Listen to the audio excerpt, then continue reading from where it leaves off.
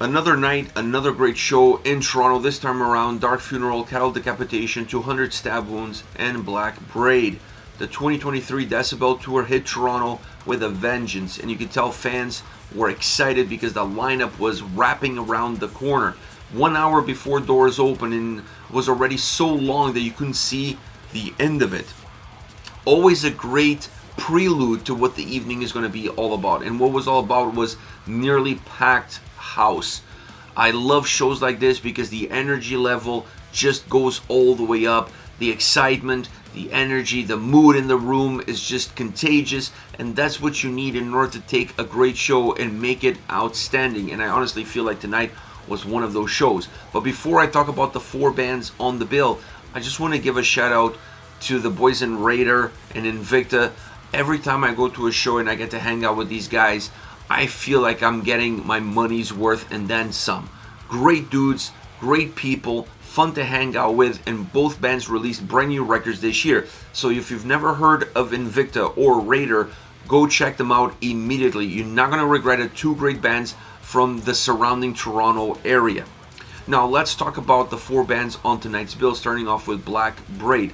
A lot has been said about this band. I haven't heard anything from them up until tonight because I wanted to go into this show with no preconceived ideas. I didn't want to know too much, and I don't want to read too much about it. I heard some buzzes, but I've been staying away from it as much as possible, knowing that I was going to see them live. I wanted that to be my first experience with the band, so then I can judge them a little bit better and then dive deeper into their music. And what I gotta say is that, wow, what a band. First of all, it's a one-man project, but obviously it has to take a band on the road in order to play these shows. And I feel like he picked the right guys for the job because everybody had a very similar, energy to them that was completely obvious during their performance. I gotta say, for a black metal band, they are unique. They are unique not just because of their background, of where they're coming from, but they're unique in terms of the way they deliver black metal as a genre. I honestly feel like the genre is just the catalyst or the starting point for who you become as an artist and what your music will be defined as. But you could always take it and infuse a little bit of your own DNA, of your own culture into that music, into that genre, in order to create not something that sounds like everybody else, but something that's very unique to you. And I think that's what this band has done. It felt very spiritual. It was a different kind of black metal. It was still dark. It still had a lot of the same condiments, sound-wise, vocally, but it was unique to them. It was unique in terms of how they displayed it, was unique in terms of how they perform it, and I was extremely surprised by how good they were and how much fun I had listening to them. They're just a great band with great sound, with great ideas, and as a genre, black metal definitely needs bands like these that think outside the box, that bring different elements into the sound, that allow the genre as a genre to grow, evolve, and become something else. And I think unless you're one of those gatekeepers that wants everything to stay status quo, this band is exactly what black metal needs. So I was really taken back by how good they are, how good the live performance was. Definitely a band that I'm going to keep my eyes out for more releases, more music, because they are exactly what I like. New, fresh, but bringing the old and giving it a different spin, injecting their own DNA into it, and then offering it to the masses. Next comes 200 Stab Wounds. So what can I say about 200 Stab Wounds? First time that I've seen them live. And if 200 Stab Wounds was a pack of cigarettes, they would be Newports. I don't mean this as a diss. I actually mean this as a compliment because they're rough. They're rough. They have a lot of nicotine and they're rough. The crowd responded well to them, but they're heavy. They slap. They bring a lot of energy. They bring a lot of thickness. They definitely are a 28-ounce steak as far as the thickness of the sound and how they put themselves forward. I gotta say this, I don't know the lead singer. I've never met the guy. Seems like a great dude. But when I was watching him play guitar, I said to myself and I said to those around me, this guy growing up, he must have been a huge Slayer fan, more specifically Jeff Hanneman. He had to be. He's using a Jackson. The way he plays the solos, very similar in terms of how he uses the whammy bar. The way he headbangs when he's riffing, even that had Jeff vibes to it, the way his hair was going up and down. So I don't know the guy. I could be completely, what can I say? I could be completely making a fool out of myself.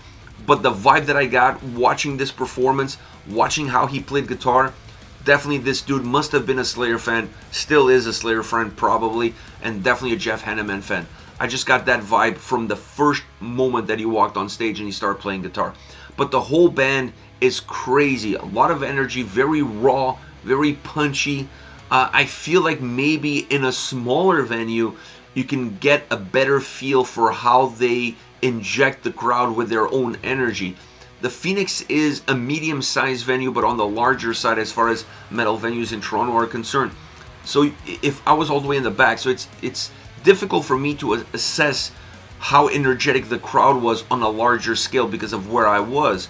So I think if you go see them in a smaller venue, you're going to have a much bigger impact and you're able to better understand exactly what is happening around you and what kind of synergy they have with the audience. Having said that, heavy band, really thick sounding band, two great guitar players, and the vocals work really well for the overall sound that they created. The drummer was phenomenal as well. I really enjoyed the drummer.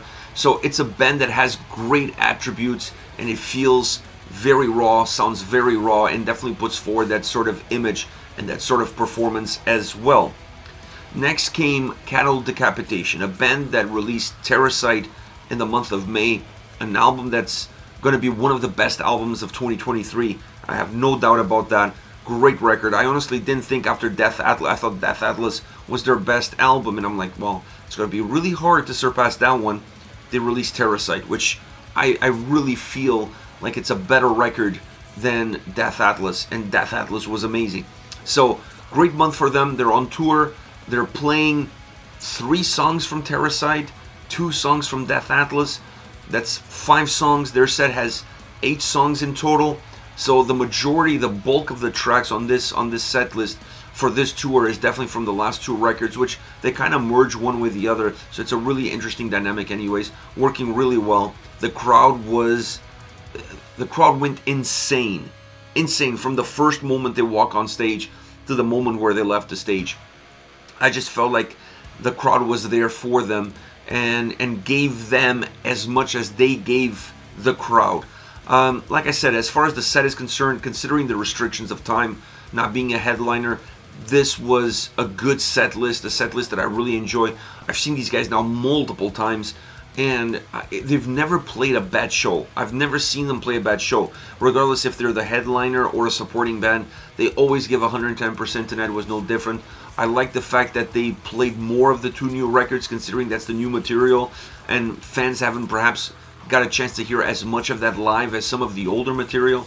But I know they're going to be back touring in North America as a headliner. I can't tell you more than that. I talked to Josh after the show, but that's all I'm going to say. They're going to be back soon in North America, in Toronto, headlining. So excited about that prospect, because that means more songs, that means a longer set list, that means more older tracks, and also more newer tracks. I wouldn't mind, I wouldn't mind seeing them play more from the new record, more than 3 songs, even go 4 or 5 songs on a headlining tour, because the material is just outstanding. It's great songs, great sound, great energy, great lyrical content, so you almost beg for more. It's not always the case with the new record. A lot of fans rather hear the old stuff. In this case, considering how good this new album is, more Terracite on that headlining tour, that's what we're all asking for. Last but not least, Dark Funeral. Now, I saw them not too long ago. They were on tour with Cannibal Corpse. Now they're back, but now as a headliner with a much longer set. They played 13 songs tonight, and I think it's a great set. I honestly felt from the opener to the closer, it was the right vibe, the right momentum, the right changes, the right ebbs and flows. It's really important when you're putting a set list together, as it is important when you're putting an album track listing together, to create the right movement, the right fluidity, but also the right ebbs and flows, to give the fans that are listening to it a chance to go like almost on a roller coaster ride from beginning all the way to the end. And I thought this set was perfect. A little bit of the new, but also a little bit of the old. New songs from the new album, old songs from the older albums, spreading it around a little bit. It would be really hard for you to look at the set list, and I'm going to put the set list on the description of this video. It would be really hard to look at this set list and say, they could have played this one or that one, but then what are you going to take out? Because what they put in there really fits well with not just the band, their sound, but also this design of the set that you want to create, this sort of movement, this sort of beginning, middle, and end. So I honestly really enjoy their performance. The drums sounded outstanding. Such a strong drum sound, such a great essence in the drum sound. And to me, that's really important live because it kind of sets the table for everything else around it. The guitars were really good as well, really crisp sound, really driven, penetrating sound.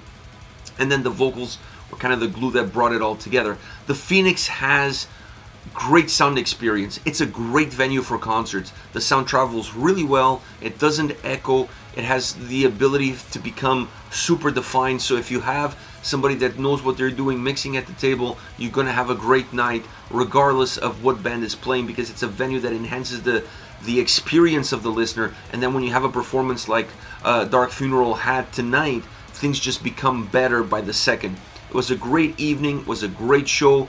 Dark Funeral stole the show, in my opinion, when they were touring with Cannibal Corpse. So it was really nice to see them now headline and take the show and make it their own, with great performances leading up to their very own performance. So a great night all around. If there was a surprise, Black Braid for me was a surprise because the other bands I knew a lot more about. I've seen them live with the exception of 200 Stab Wounds. So to me, they were not the band that stole the evening, but then definitely the one that left me more with a lasting memory, just because I was really taken back by their performance and I had never seen them before. Not to say that the others weren't great. Every single band added value to the experience. Every single band was great, but I just have to enhance their performance above all, because being the opener is not easy under no circumstances.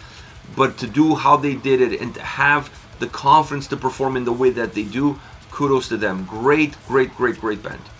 This is it, guys. My night is finished. I'm gonna go grab some sleep now. I really need the rest. Back-to-back concerts this week. It's not easy. Twice. I did that twice this week. So I definitely need some rest. As you can tell, my voice is a little hoarse. But if you've been to this tour, if you've been to any of the shows, hit me up in the comment section. If you haven't gone, well then check the description of the video. I'm going to put the tour dates there so you can go pick up some tickets and go see these 4 great bands. And for the rest of you, I'll see you all at the next video.